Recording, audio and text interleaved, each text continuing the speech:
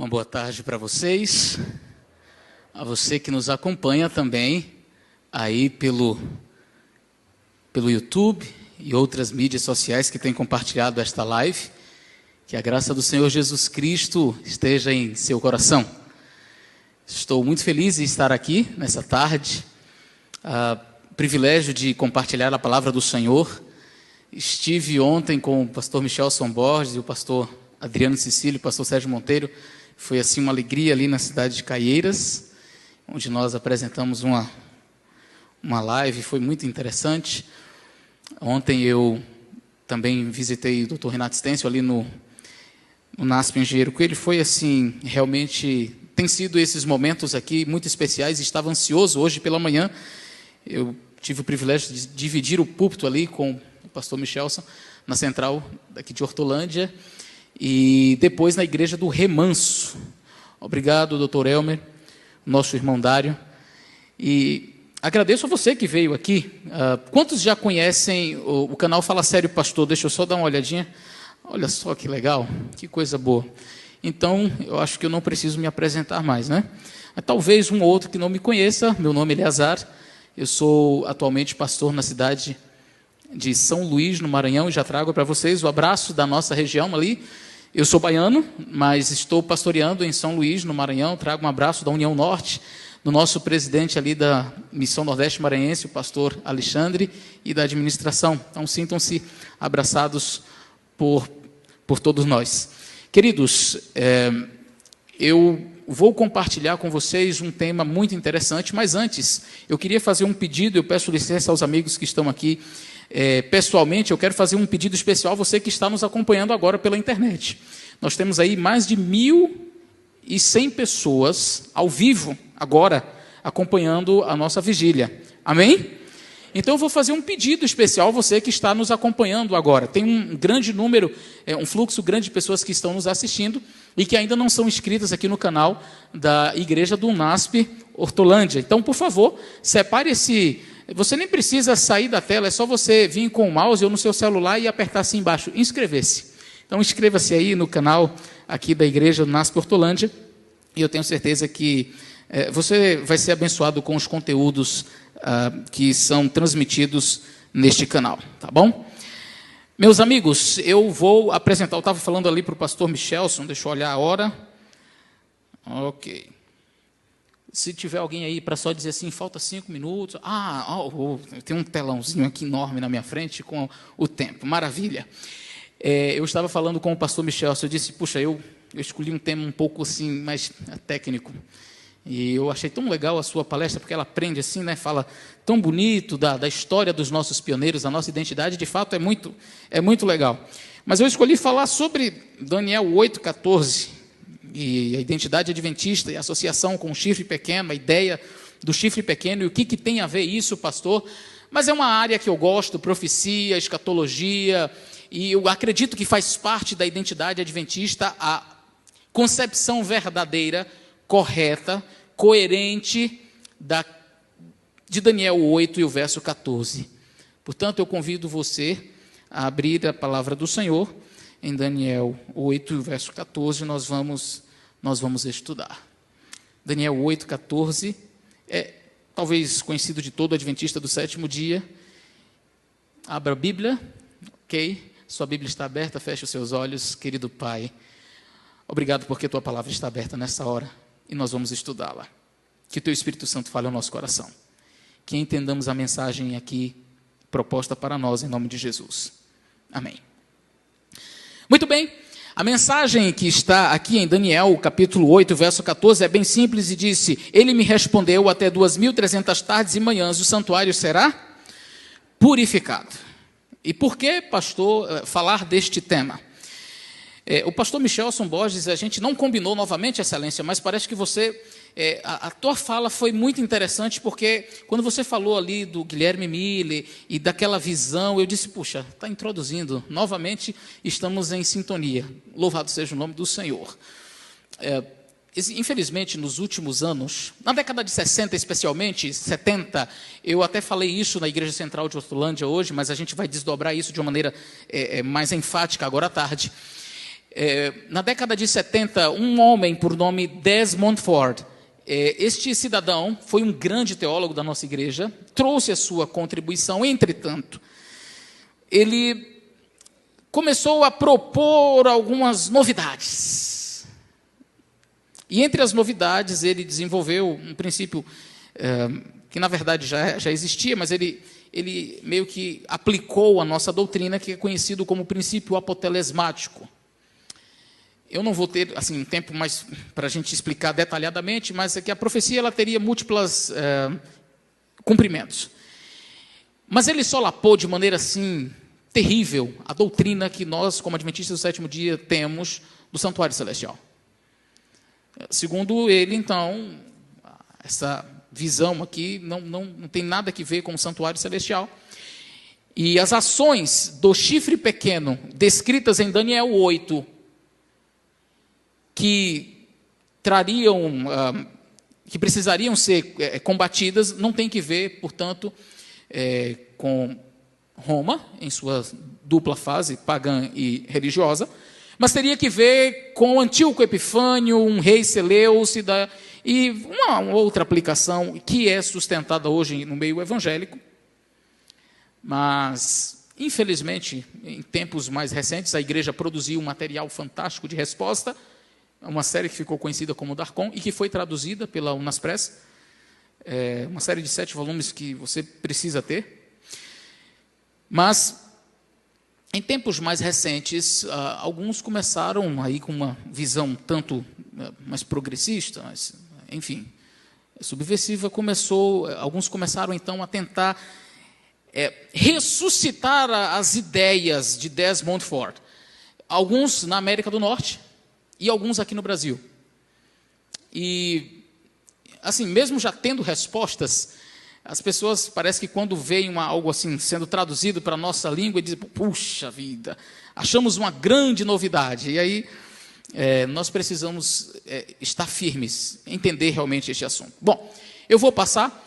Em Daniel, capítulo 8, verso 9 até o verso 14, nós lemos o seguinte: e de uma delas, ou de uma das pontas de um dos chifres, como algumas versões dizem, de um dos chifres, saiu uma ponta, ou um chifre muito pequeno, que cresceu para o meio-dia, e para o oriente, e para a terra formosa, e se engrandeceu até o exército dos céus, e de alguns do exército e das estrelas deitou por terra e os pisou, se engrandeceu até o príncipe dos exércitos, e por ele foi tirado o contínuo sacrifício, preste atenção nos detalhes, e o lugar do seu santuário foi lançado por terra.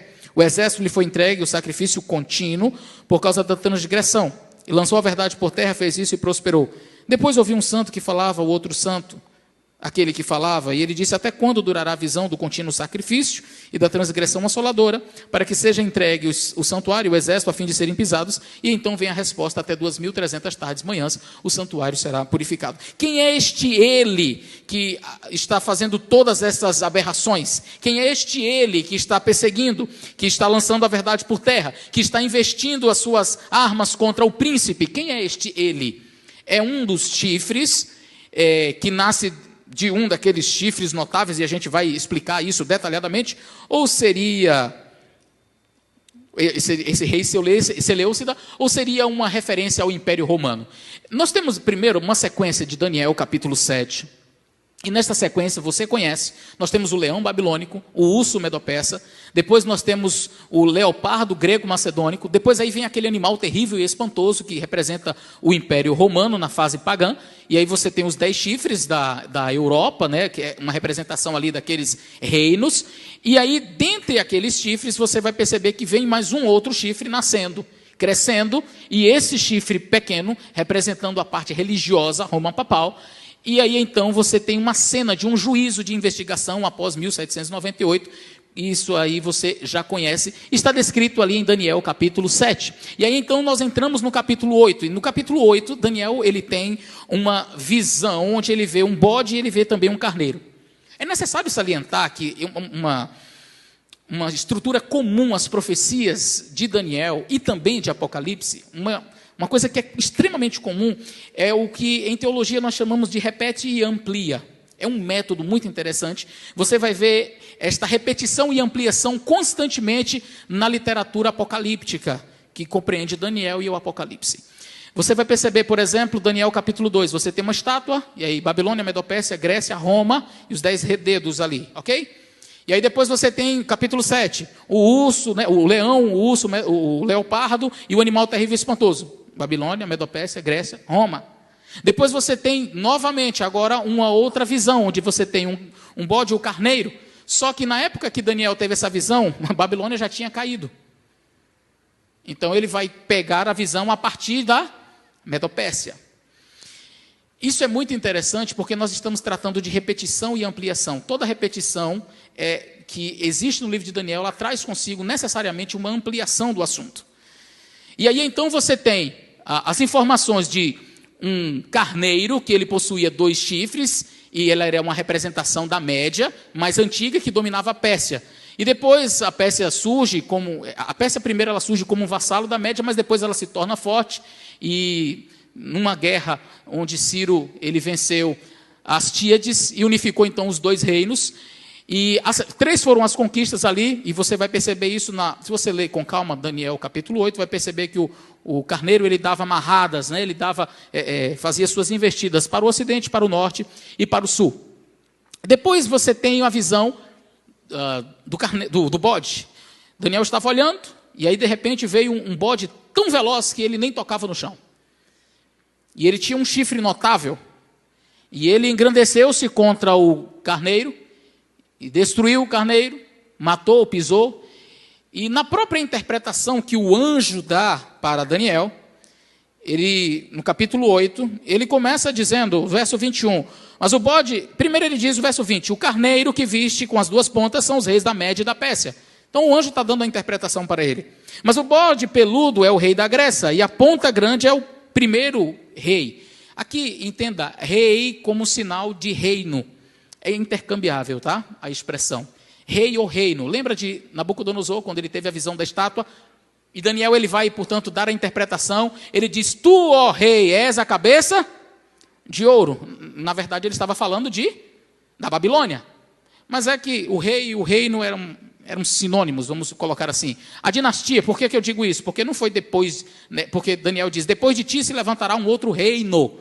Mas não foi depois necessariamente de Nabucodonosor. Veio primeiro o seu filho, Nabonido e Belsazar. Então, a gente vai perceber que o primeiro rei aqui, na verdade, é a dinastia alexandrina. E por quê? Porque não foi imediatamente, a gente meio que coloca assim, primeiro, depois de Alexandre, vieram os 4 generais. Não foi bem assim. Primeiro reinou o irmão dele, dentro da dinastia alexandrina ainda, que foi assassinado. E depois o filhinho dele, que também foi assassinado ele e a mãe, né, a esposa de Alexandre o Grande também, os 2 foram assassinados. E aí então, os 4 generais assumem. E nós temos início a uma nova era dentro ali do império grego macedônico, onde os 4 generais, Cassandro, Licímaco, Ptolomeu e Seleuco, eles desenvolvem então 4 dinastias. E este chifre vai nascer então, e a problemática toda é de onde vem esse chifre que começa a fazer guerra. Ele é um destes reis gregos, ou ele é um chifre que vem à parte? E é isso que a gente vai entender. Presta bastante atenção na imagem. Esta visão ela é compartilhada no mundo evangélico em geral, e eles entendem o seguinte, vamos ler aqui, no verso 22, capítulo 8, verso 22, assim, o tecido quebrado, levantando-se 4 em seu lugar, significa que 4 reinos se levantarão da mesma nação, mas não com a mesma força. Ok? Mas no fim do seu reinado, verso 23, quando os prevaricadores acabarem, se levantará um rei. Então é uma referência a esse novo poder que surge, que já foi relatado, porque aqui o anjo Gabriel ele está interpretando o que foi dito antes. E o que foi dito antes? Verso 9. Verso 8 e 9, o bode se engrandeceu sobremaneira, mas estando na sua maior força, aquela ponta foi quebrada, subiram 4 no lugar. E eu li a interpretação do anjo Gabriel, mas agora eu estou lendo o antes, ok? E estas 4 pontas subiram para os 4 ventos do céu. E de uma delas, a pergunta de uma delas de onde? Das pontas ou dos ventos? De onde é que vem essa outra ponta? Este rei que surge com esta cara feroz? A interpretação que se dá é esta. Ele surgiu de uma das pontas. Ele teria surgido da dinastia Seleucida. Portanto, era Antíoco IV ou Antíoco Epifânio, o cumpridor desta profecia. Aqui nós temos um problema grande. E qual é o problema? Bom, quando Guilherme Miller fez a interpretação de Daniel 8,14, ele entendeu que talvez Jesus voltasse naqueles idos, né, naqueles tempos, e a coisa não aconteceu como ele esperava. Houve um grande desapontamento. O grupo esfacelou-se em 3 principais. Um grupo dizia que a data estava certa, mas o evento estava errado. Um outro grupo dizia que o evento estava certo, mas a data estava errada. E um outro grupo dizia que a data e o evento estavam certos. Então, a data estava certa e o evento também. Foi 22 de outubro e foi a volta de Jesus. Ué, mas foi? Foi. Só que ele voltou espiritualmente. Ele voltou no meu coração. Você não viu ele voltando? Não? Não. Então você está perdido. A porta da graça se fechou para você. Mas ele já veio. Esse era um grupo que tinha até muita gente. Um outro grupo dizia assim, não, era a volta de Jesus, realmente. Mas não foi naquela data. A gente errou no cálculo. Este grupo também contava com muita gente e eles continuaram remarcando datas. Não foi essa data, refez o cálculo, não, é data tal. Aí não veio, não, é data tal. Aí não veio de novo, não, a próxima, e eles foram marcando até que se esfacelou, ninguém dava mais credibilidade. Aí tinha um grupinho de, 9, talvez pouco menos, que disse assim, não, a data estava certa, mas o evento é que estava errado, não era a volta de Jesus. E era o que então? Iron Edson, no milharal, naquele insight, naquela visão, diz: Jesus, na verdade, ele não vinha para a terra, ele ia passar do lugar santo para o lugar santíssimo. Ah, então isso é a purificação do santuário? É, porque não é um santuário da terra, é do céu. Tipologia. O que acontece aqui também teria que acontecer lá. Puxa vida, então é isso. Achamos a interpretação. Só que quando alguém diz que não foi isso, que não há um santuário, quando alguém diz foi Antíoco Epifânio, quando alguma pessoa traz uma nova luz, tentando ressuscitar Desmond Ford, nós estamos num problema gravíssimo. E por quê? Porque não tem razão de você estar aqui hoje, não tem razão de nós sermos adventistas do 7º dia. E por que não? Porque se a data estava errada e o evento estava errado também, qual a razão de sermos? Qual a razão da nossa existência? Aí você pode dizer para mim, não, mas nós guardamos o sábado. Não, tem gente que guarda sábado, tem batista do 7º dia, tem mais de 100 congregações que guardam sábado, judeus. Não, mas nós não acreditamos na imortalidade da alma, tem vários também que não acreditam. Se eu tirar a doutrina do santuário, se eu não entender Daniel 8,14 com a exegese correta, simplesmente a coisa vai por água abaixo, não dá. Então, é basilar a doutrina do santuário para nós que somos adventistas. E Daniel 8,14 é a nossa base identitária. É a nossa identidade. E nós não podemos abrir mão disso. E aí agora eu vou fazer uma análise, eu peço que você preste atenção, eu vou tentar ser o mais simples possível, para que você possa entender. Eu trouxe algumas expressões para nós analisarmos e eu espero ser, se você tiver dúvida, eu vou tentar repetir, mas vou tentar fazer de maneira bem clara. Na realidade, a expressão hebraica, a primeira frase do verso 9, de uma delas, para a gente descobrir quem é essa ponta, é esta expressão aqui, Umin ha'at mehen. Umin ha'at mehen. Ou ha'at mehen. De é feminino, deles é masculino. Umin e de, né? O min e de, ahat vem do errad, que é ok? Só que está ali no feminino. E mehen, deles, está no masculino. Se fôssemos traduzir literalmente, seria assim: e de uma deles. De uma deles. Aí você diz, mas não faz sentido? Mas não faz para nós que falamos português. Na língua hebraica faz todo sentido. E nós temos um paralelismo ali muito interessante. E de uma deles surgiu uma ponta. E aí, deles é uma referência a quem? Aos ventos? Ou deles seria uma referência às pontas?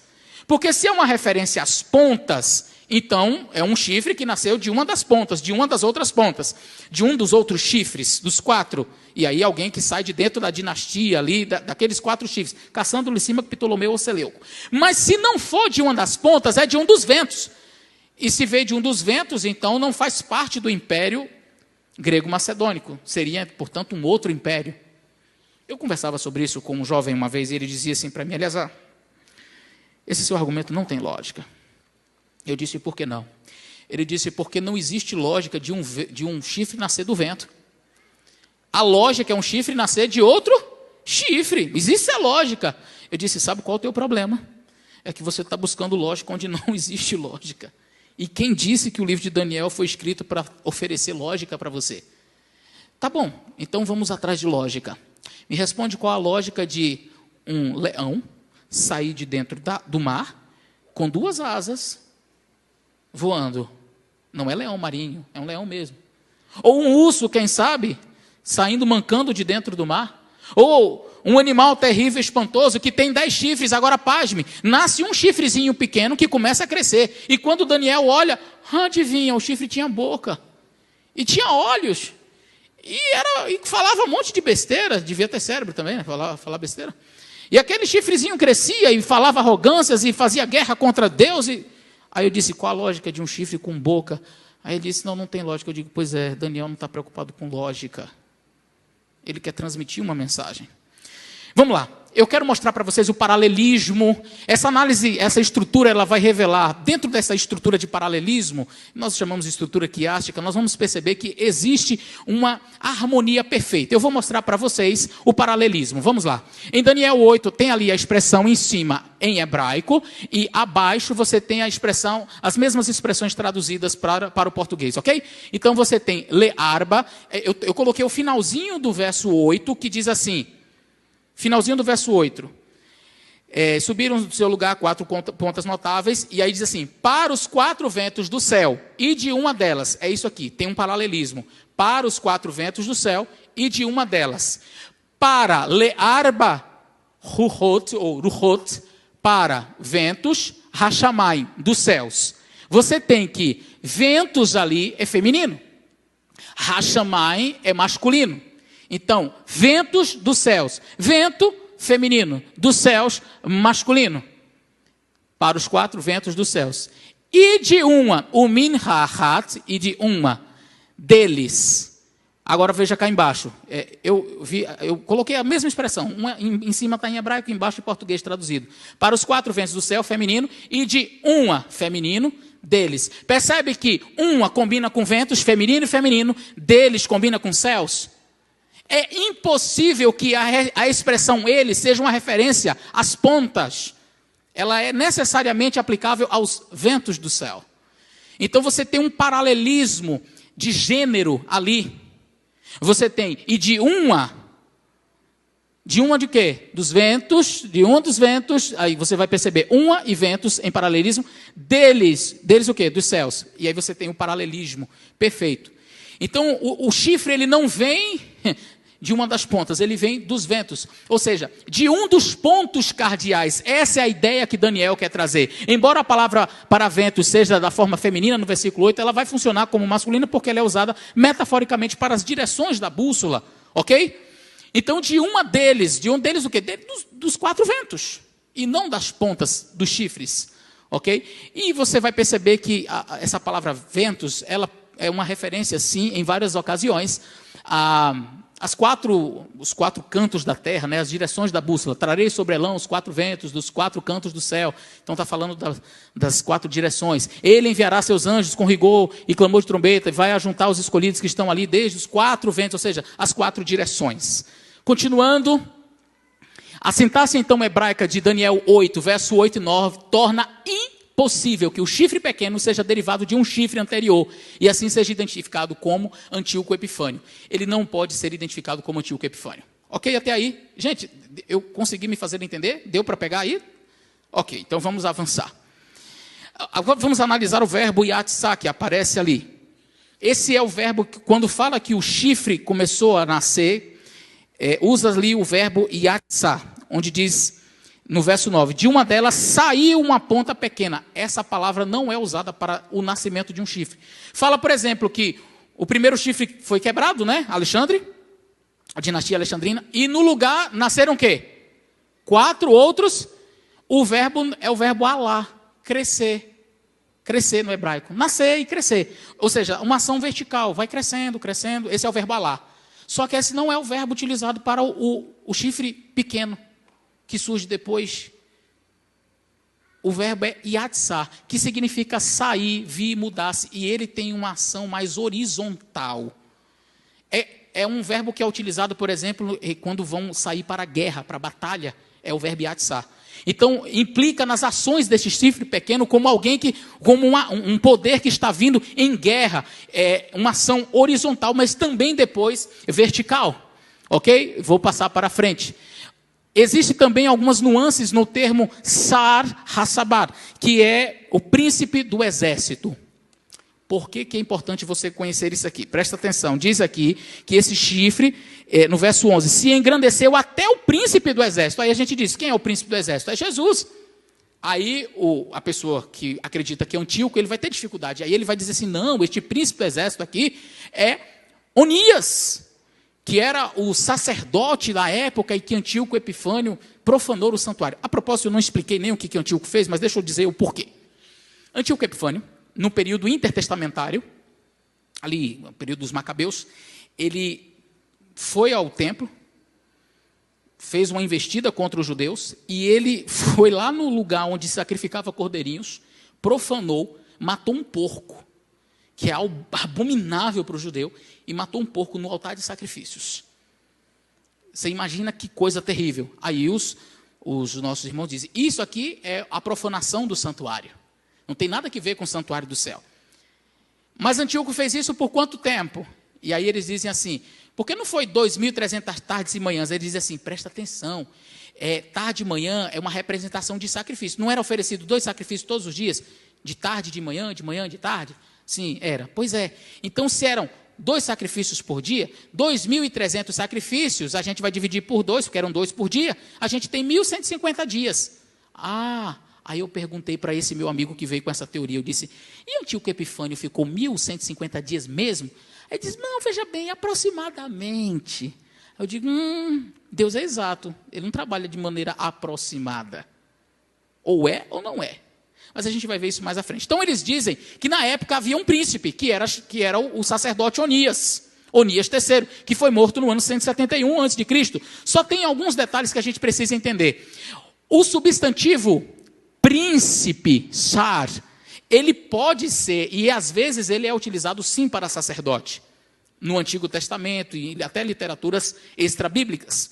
Ele pode ser utilizado para sacerdote. Entretanto, a expressão príncipe do exército nunca foi usada para um sacerdote. Ao contrário, ela única e exclusivamente aplica-se a Cristo, o príncipe do exército. Lembra quando Josué, ele vê aquele Senhor e ele diz, você é dos nossos ou é contra nós? Ele diz, eu sou príncipe do exército celestial. Tire a sandália do seu pé que você está pisando em lugar santo. Ele, opa. Quem estava ali? Jesus? O príncipe do exército jamais poderia ser uma aplicação, portanto, a Onias. Quais são as ações do chifre pequeno? Ações da ponta pequena ali. O que ele faz contra o príncipe? Diz que ele tira o tamid, o diário. Eu queria que você olhasse na sua Bíblia aí, porque em vários locais diz, verso 11, por exemplo, e por ele foi tirado o sacrifício contínuo. Tem assim na sua Bíblia, sacrifício contínuo? Está escrito aí sacrifício contínuo ou sacrifício diário? Tem a palavra sacrifício, não tem? Alguma versão aí de vocês tem a palavra sacrifício em itálico? Levanta a mão para eu ver. Olha aí a palavra sacrifício. Itálico? Itálico? Legal. Sabe por quê? A minha versão também, ela é bem próxima ao original, ela coloca sempre itálico aquilo que não está na língua hebraica. No texto original hebraico, a palavra sacrifício não existe. Porque a ação do chifre pequeno não foi tirar sacrifício, ele tirou o tamid, o diário. E o que é o diário? A gente vai ver já já. Mas então, por que eles querem dizer o sacrifício diário? Para falar que era o sacrifício da tarde e da manhã, dividir por 2 e fazer aquilo que eu acabei de explicar. Mas o texto diz que ele tirou o tamid. E o que é o tamid? A palavra tamid quer dizer diário. A gente vai ver o que é o diário. Inicia-se então a abominação da desolação, pisa os santos e pisa o santuário. O termo hatamid, que é o diário, ele geralmente é traduzido pelos comentaristas como sacrifício diário, e a oferta regular, o sacrifício tamid e similares. Os críticos históricos que aplicam esta profecia a Antíoco IV, ou Antíoco Epifânio, não é? São de opinião comum de que o termo tamid ali é uma expressão técnica, não é? Porque, na verdade, a palavra sacrifício em hebraico é olá. E quando você quer dizer sacrifício diário, você usa olá hatamid, ou olá tamid, o sacrifício diário. Só que a palavra olá não aparece. Aí ele diz, não, é tipo, ele contraiu, é só uma contração, é um termo técnico, não é? Não, ele fez uma abreviação, mas algumas observações. Onde quer que a palavra tamid apareça no Antigo Testamento, em conexão com sacrifício diário, sempre vai estar ligado com o substantivo olá. Em nenhum lugar vai aparecer só tamid como referência ao olá tamid, ao sacrifício diário. Se ele quer dizer que é sacrifício diário, ele coloca sacrifício diário. Em nenhum lugar vai ter esta contração, só em Daniel, aqui, só nesse verso que não, aqui ele está usando um termo técnico. Segunda observação, esse suposto sentido técnico é usado de forma abreviada somente em Daniel. Terceira, apenas no Talmud, que é 400 e poucos anos depois de Cristo, é que é empregado um termo, esse termo tamid vai ser empregado como um termo técnico. E aí então ficam os questionamentos. O emprego de um modelo antíoco e um termo técnico do Talmud judaico que é posterior a Cristo. Esses empregos são procedimentos seguros para interpretar uma expressão bíblica de um livro apocalíptico do Antigo Testamento? Absolutamente não. Segundo questionamento que nós fazemos, por que o escritor de Daniel então não usou a expressão olá tamid, se ele queria realmente dizer olá tamid, sacrifício diário? Porque a palavra tamid, ela é utilizada para o diário. O que é o diário? O diário é isso aqui. Holocausto da manhã e da tarde é chamado tamid. Os pães da proposição são chamados tamid. As lâmpadas do candelabro são chamados tamid. O incenso, o incensário ali, chamado tamid. O fogo, a oferta queimada, também é chamado tamid. Percebe? Ou seja, toda a ritualística do santuário era o tamid. E as ações do chifre não era apenas contra o sacrifício, mas contra toda aquela liturgia, que era uma aplicação, que era algo que referia-se a quem? A Jesus Cristo. Agora, vamos avançar então aqui. Deixa eu passar. A tradução, portanto, mais próxima do original seria essa. O chifre se engrandeceu até mesmo sobre o príncipe do exército, isso é, tirou dele o serviço contínuo, e não o sacrifício contínuo, né? Jogou ao chão o seu fundamento do seu santuário, ou o seu santuário, o fundamento do seu santuário foi derrubado. Por que a interpretação historicista, que é a nossa, ela é a mais coerente? Primeira razão, o uso do hatamid e do latamid. O ritual do sacrifício tamid no Antigo Testamento emprega a expressão holocausto contínuo, ou latamid, como uma designação para o duplo holocausto da manhã e da tarde. Não designa uma oferta trazida de manhã e outra à tarde. A combinação dos dois é que era o olá tamid. Não era um olá tamid de manhã ou olá tamid da tarde. O olá tamid era o sacrifício da manhã e da tarde. Então, dividir por dois é inaceitável. Ok? Segunda observação. A expressão tarde e manhã. Erev Boker. E por que isso aqui é importante? Porque eles dizem assim, não, aqui tarde e manhã é uma referência aos sacrifícios da tarde e da manhã. Ei, em nenhum lugar, na Bíblia todinha, no texto hebraico, em nenhum lugar, vou repetir, você vai encontrar a expressão tarde e manhã sendo utilizada para sacrifícios. Todas as vezes que vai falar que tinham sacrifícios, era assim, e oferecereis o sacrifício pela manhã e pela tarde. Oferecerás o sacrifício pela manhã e pela... Sempre assim. Ué, pastor, tem alguma coisa a ver? Tem. Porque a expressão tarde e manhã, ela só vai aparecer como referência a dias. Onde que vai aparecer tarde e manhã? Que você lembra aí. E houve tarde e manhã, e houve tarde e manhã, e houve tarde e manhã. Gênesis 1. Houve tarde e manhã o primeiro dia, houve tarde e manhã o segundo dia. A expressão Erev Boker, tarde e manhã, sempre está associada a dia e não a sacrifício. Quando vai falar do sacrifício, fala do sacrifício da manhã e da tarde, nesta ordem. Inverter as coisas não é interessante, mas algumas pessoas fazem isso. A divisão das 2.300 tardes e manhãs é um terceiro problema.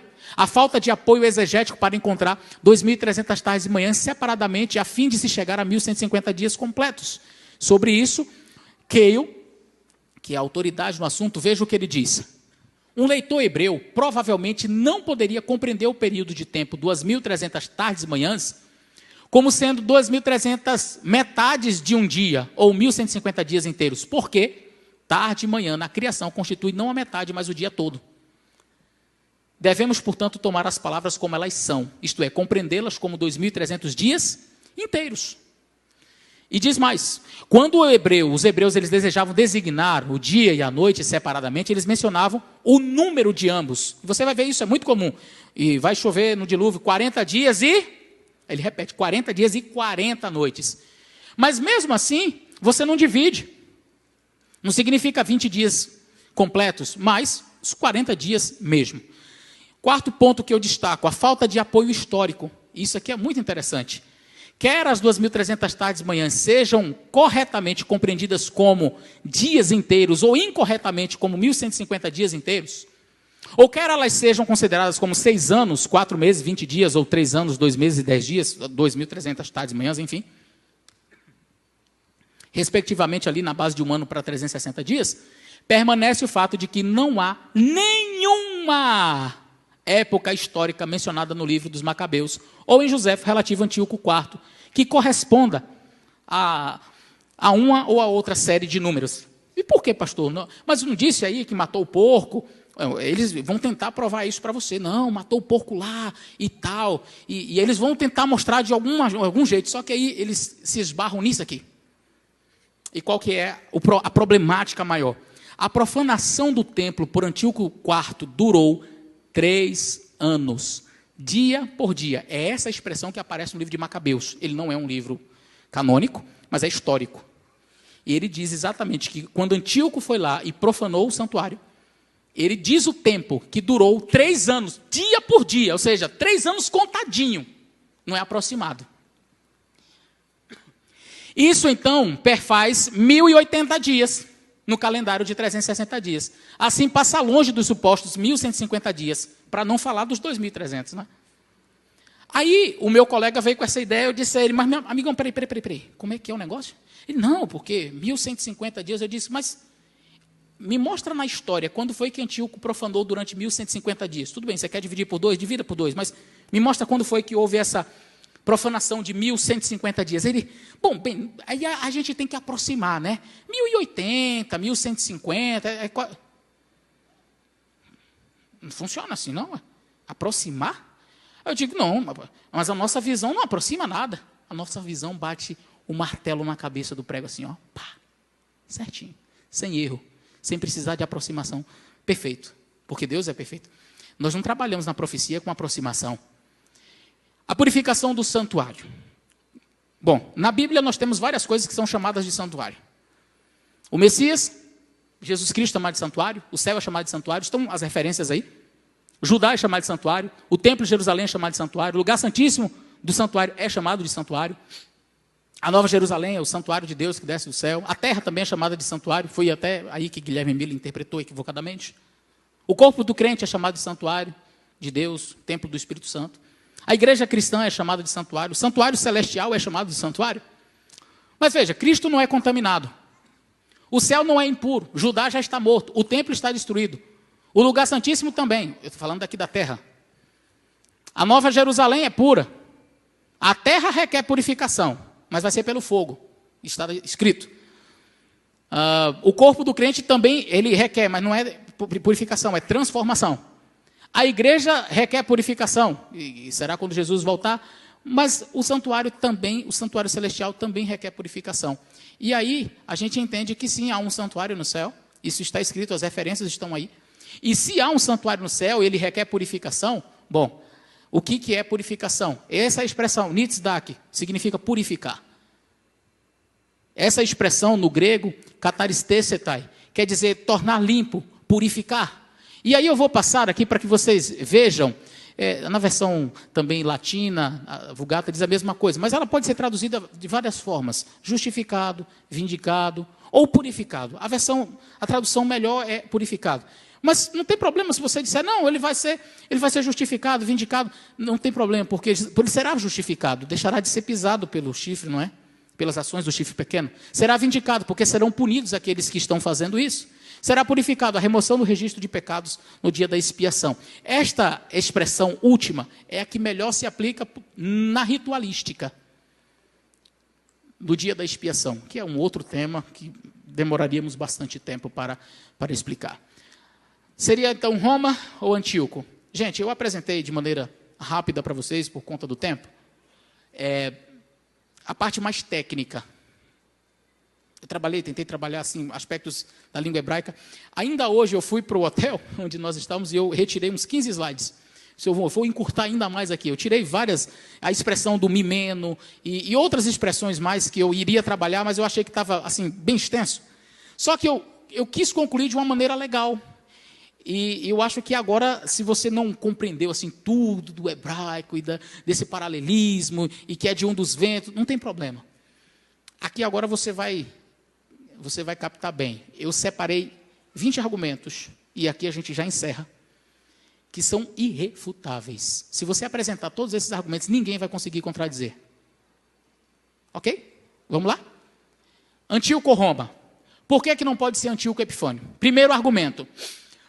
Porque ele surge depois do reinado dos 4 chifres gregos. Antíoco foi o 8º numa dinastia de mais de 20 reis, isto é, ele não estava nem na metade, já que você já deu checkmate. Daniel 8, e o verso 23, quando o anjo Gabriel está interpretando, o que ele diz? Vamos ver o 22 e 23. O tecido quebrado, e levantando-se 4 no lugar dela, significa que 4 reinos, que são as dinastias de Alexandre, Cassímaco, Ptolomeu e Seleuco, se levantarão na mesma nação, mas não com a mesma força. Aí ele vai dizer agora do chifre que nasce, o outro, né?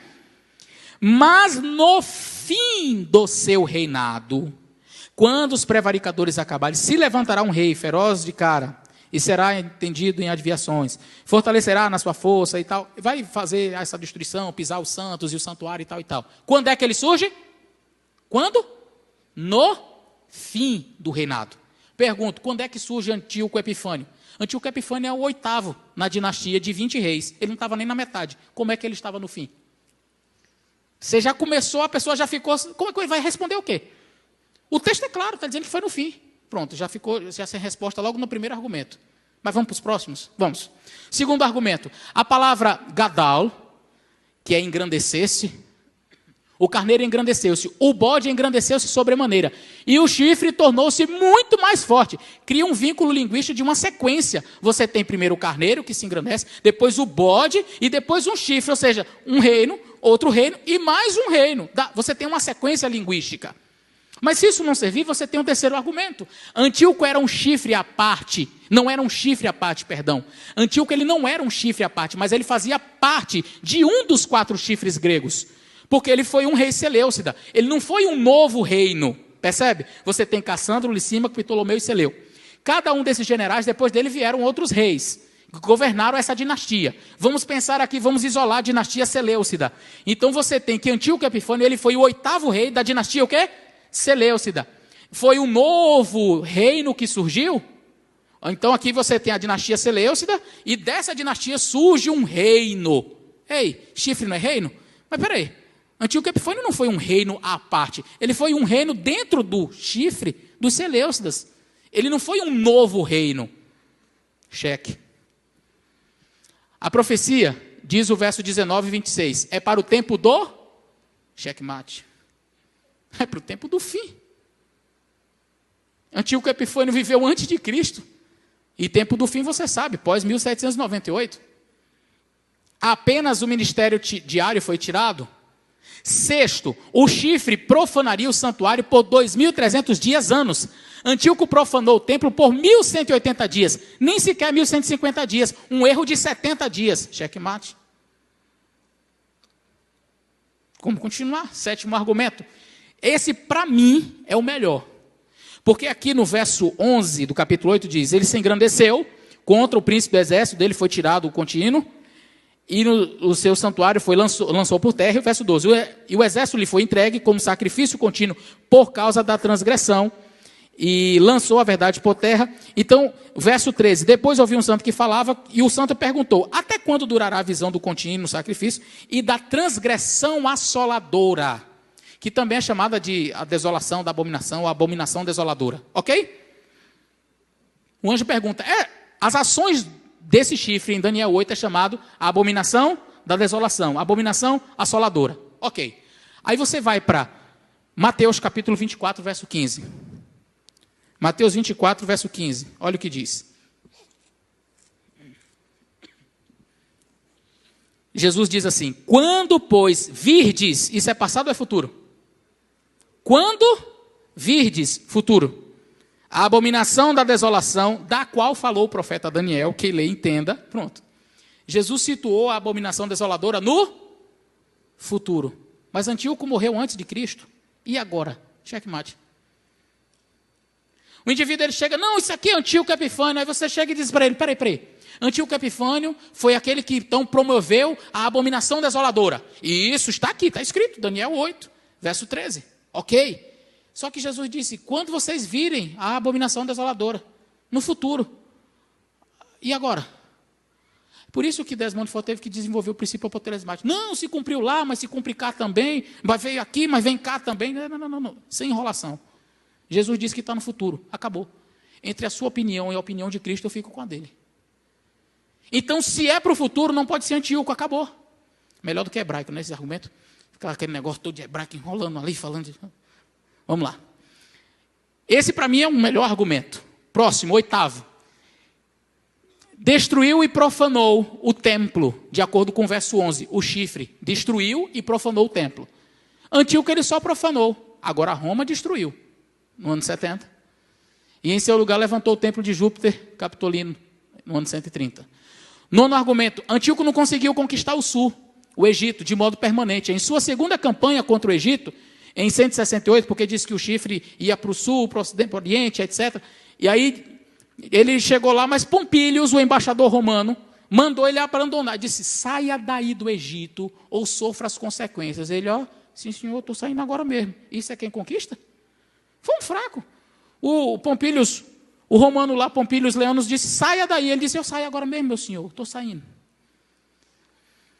10º argumento. Antíoco empreendeu uma guerra em Elão, no Oriente, no ano 163, mas foi frustrado em seus planos e morreu logo depois, deixando seu reinado em desordem. Então não foi grande como o texto diz. O chifre era grande, ele fez muitas coisas. Não teve êxito em sufocar a revolta dos macabeus na Judéia. Um ano antes de sua morte, os judeus reocuparam Jerusalém, porque disse que ele ia se engrandecer para a terra gloriosa, né? Jerusalém. E eles rededicaram o templo para todos os efeitos práticos recuperar a sua independência. Então ele não teve êxito também na terra gloriosa. Roma teve. Que quando Jesus nasceu estava sob cativeiro romano e que inclusive destruiu o templo. Roma, ao contrário, em suas conquistas, ele conquistou Cartago, Egito no sul e anexou a Ásia Menor, a Síria e a Mesopotâmia no Oriente, no ano 65 a.C. e colocou a terra gloriosa, a Palestina, sob seu domínio. Então, perfeitamente cumpre-se a profecia com Roma, mas o Antíoco ele não conseguiu fazer. E Roma conseguiu. O que mais? Antíoco ele não se levantou contra o príncipe dos príncipes, que está lá no verso 11. Porque Jesus não era nem nascido quando Antíoco viveu. Mas Roma se levantou contra o príncipe dos príncipes, inclusive matou Jesus, não? O chifre cresceu para o Oriente. Isso aqui é importantíssimo, outro checkmate. Você chega assim para o camarada e pergunta assim, aqui diz que o chifre ele cresceu para o Oriente, para o Sul e para a Terra Gloriosa. A Terra Gloriosa, Jerusalém. Para o Sul, Egito. E para o Oriente, quem foi? Aí ele vai, não, mas não. Ele era do Oriente. Ele cresceu contra ele mesmo, foi? E agora? Porque o Antíoco, ele era do Oriente. Como é que ele vai crescer para o Oriente? Vai crescer contra ele? Então, mais um problema para eles. Quinto argumento, verso 26, claramente afirma tratar-se de dias e não de sacrifícios. Presta atenção no verso 26 do capítulo 8. Quando o anjo Gabriel está dando a interpretação, capítulo 8, verso 26, diz assim, a visão da tarde e da manhã, ou seja, às 2.300 tardes de manhã o santuário será purificado. A visão, Daniel, da tarde e da manhã que foi predita é verdadeira. Tu, porém, fecha a visão, porque daqui a muitos dias se cumprirá. Então, ela tem que ver com dias. Refere-se a dias muito distantes. E não a sacrifícios distantes. 16º argumento. Não há referência em todo o cânon veterotestamentário ou neotestamentário que associe o termo tarde e manhã com holocaustos, mas sempre na ordem inversa. Manhã e tarde, isso aqui eu também já expliquei. As únicas referências onde esses termos aparecem nesta ordem, tarde e manhã em Daniel e na criação do mundo. 17º argumento, Paulo, esse nome aí, eu acho que é Kardec, ele diz o seguinte, ele é um dos maiores hemerologistas conhecidos, ele fala o seguinte, havia um calendário judaico, no calendário judaico, 6 espécies de anos diferentes, olha que interessante isso aqui. E havia os anos que eles, com relação ao número de dias, havia os anos que eram comuns de 12 meses, que eram chamados regulares, de 354 dias. Havia os anos chamados abundantes, com 355 dias. Os anos defectivos, que tinham 356 dias. Os anos embolísticos, que tinham 13 meses, o Veadar, né, com 384, 385 e 386 dias. Ora, se o pretendido período em que se perdurou a profanação do templo fosse um dos anos regulares, nós teríamos 1.062 dias. Não bateu com os 1.150 que eles propõem. Mas se fosse com os anos abundantes, 1.065, não bate. Vamos pegar os anos defectivos, 1.068 dias, também não bate. Vamos então ver os anos embolísticos. Aí você tem 1.152, 1.155 e 1.158. Nenhum bate. Deus é exato. 18º argumento. Outra coisa que se observa. Para uns o período é de 3 anos, para outros é de 3 anos e meio, mas para todos o período não é exato. E tem de ser encurtado ou ampliado para chegar aos 1.150 dias. 19º e penúltimo argumento, a interpretação de que 2.300 dias refere-se a 1.150 dias literais teve origem com um camarada chamado Porfírio. Ele era um sofista, inimigo do cristianismo, tá? Seguidor das ideias de Hipólito, que foi o primeiro a identificar o chifre pequeno, como Daniel 8 com Antíoco IV. E em sua obra, olha a obra que ele fez, onde ele descreve que o Antíoco Epifânio é, portanto, esse chifre. Olha o nome da obra, Contra os Cristãos. A obra, Contra os Cristãos. E é o que nos informa Jerônimo, ok? E o último argumento, diz o verso 12, que o chifre pequeno deitou por terra a verdade. Antíoco não conseguiu deitar por terra a verdade. As tentativas que ele fez foram infrutíferas. Ao contrário disso, para combater a helenização, você teve ali um período dos maçoretas e, na verdade, os judeus eles se fortaleceram, foi muito mais, quando Antíoco ele empreendeu as suas investidas contra os judeus. Bom, tendo em vista que a passagem é profética, assume-se pelo princípio bíblico de ano, trata-se dos 2.300 anos, e como não existia mais um santuário aqui na terra, óbvio, refere-se a um santuário celestial. Portanto, essa ponta pequena jamais pode ser interpretada como Antíoco. Guilherme Miller acertou na data. Ele só errou o evento. Era o santuário celestial que estava sendo purificado. Falar sobre as 2.300 tardes e manhãs é um outro tema, a explicação deste, mas ficou claro para você? Deu para entender? Essa é a nossa base, nossa identidade. Nós surgimos para proclamar que há um santuário no céu. Nós surgimos, é a nossa identidade, a identidade adventista. Então, quando alguém diz assim, não, isso aqui não tem nada a ver, foi antigo e tal. Então não é adventista. Você é qualquer coisa, menos adventista. Porque não tem razão de ser a existência de um povo que surgiu exatamente para proclamar isso aqui. Porque quando todo mundo estava desesperado depois do desapontamento, a única saída, e que foi a saída verdadeira, foi essa. Bom, estava alguma coisa errada, mas o que estava errado? E aí surge o grupo estudando e diz, achamos o erro. E aí agora eles têm uma interpretação correta, bíblica, sólida. Surge a igreja adventista. Negar isto é negar a base adventista. A nossa igreja, portanto, surgiria neste período para proclamar essas verdades. Espero que Deus possa abençoar você. Espero que você tenha compreendido e que possamos levar em consideração, termos firme em nossa mente as nossas raízes quais são. Que tenhamos firme em nossa mente qual é verdadeiramente a nossa identidade. Amém? Vamos orar? Querido Deus, obrigado, Senhor, por este legado precioso, escatológico. Nós olhamos para as profecias e percebemos como o Senhor é exato. Por mais que alguns tentem atrapalhar, dizer que não foi bem assim, tentam mostrar uma outra posição, a tua palavra é clara. E com estudo sério, nós chegamos às verdades. Obrigado porque o Senhor instruiu um povo na face da terra para compreender essas verdades. Nós não nos engrandecemos por pertencer a este povo, mas sentimos uma grande responsabilidade. A responsabilidade, Senhor, de fazer conhecidas estas verdades de outras pessoas, para outras pessoas. Que outros conheçam também estas verdades, Senhor. Usa-nos como instrumentos teus. Abençoa-nos no restante da programação que teremos. E já pedimos pela próxima palestra que nós teremos aqui. Que teu Espírito Santo continue a usar poderosamente os preletores, Senhor. Guarda-nos e protege o teu povo que aqui veio e aqueles que estão assistindo na internet. Em nome de Jesus. Amém. Que Deus abençoe você.